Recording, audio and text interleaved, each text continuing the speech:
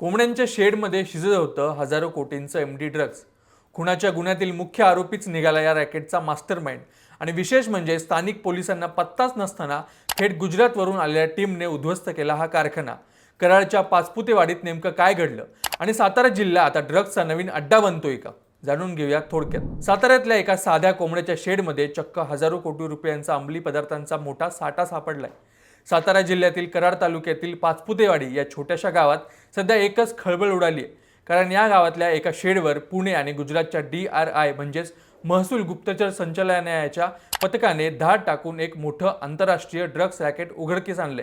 सर्वात धक्कादायक गोष्ट म्हणजे या कारवाईत तब्बल 6,000 कोटी रुपयांचे एमडी ड्रग्ज आणि कच्चा माल जप्त केल्याची प्राथमिक माहिती समोर येते। या कारवाईची पद्धत पाहिली तर तुम्ही थक्क व्हाल। हे ऑपरेशन इतकं गुप्त होतं की स्थानिक कराड पोलीस किंवा सातारा जिल्हा पोलिसांना याची कानोकान खबर नव्हती। थेट गुजरात आणि हैदराबादवरून आलेली ही पथकं सोबत 3 बडे IPS अधिकारी आणि त्यांनी अत्यंत गोपनीयता पाळून ही केलेली कारवाई। जेव्हा या शेडचा दरवाजा उघडला तेव्हा आतमध्ये कोंबड्यांऐवजी अंमली पदार्थ बनवण्याचा कारखाना सुरू असल्याचं पाहून अधिकाऱ्यांनाही धक्का बसला। या ठिकाणी एमडी ड्रग्ज तयार करण्यासाठी लागणारा कच्चा माल प्रचंड मोठ्या प्रमाणात साठवून ठेवला होता। आता प्रश्न पडतो की हे सगळं कोणाच्या नाकाखाली सुरू होतं। तर या प्रकरणाचा मास्टरमाइंड दुसरं तिसरं कुणी नसून रेकॉर्डवरचा सराईत गुन्हेगार बाबा मोरे आहे। बाबा मोरे हे नाव साताऱ्याला काही नवीन नाहीये। महाराष्ट्र केसरी पैलवान संजय पाटील यांच्या हत्या प्रकरणातला हा मुख्य आरोपी आहे। याआधीही त्याने बनावट दारूचा कारखाना चालवला होता। अशा या गुन्हेगाराने आता थेट ड्रग्जच्या धंद्यात हात घातला होता। या कारखान्यात काम करण्यासाठी त्याने चक्क बिहारवरून मजूर आणले होते, जेणेकरून स्थानिकांना संशय येऊ नये।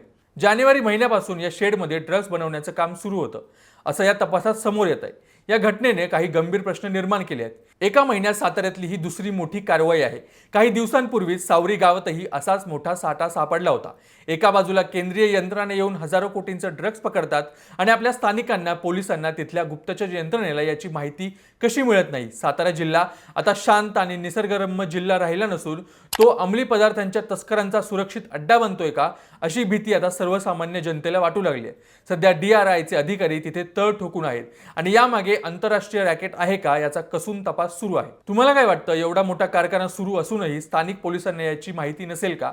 हे शक्य आहे का की यामागे काहीतरी वेगळंच पाणी मुरतंय? तुमचं स्पष्ट मत खाली कमेंट्स बॉक्समध्ये नक्की सांगा आणि अशाच महत्त्वाच्या अपडेट्ससाठी थोडक्यातला नक्की सबस्क्राईब करा।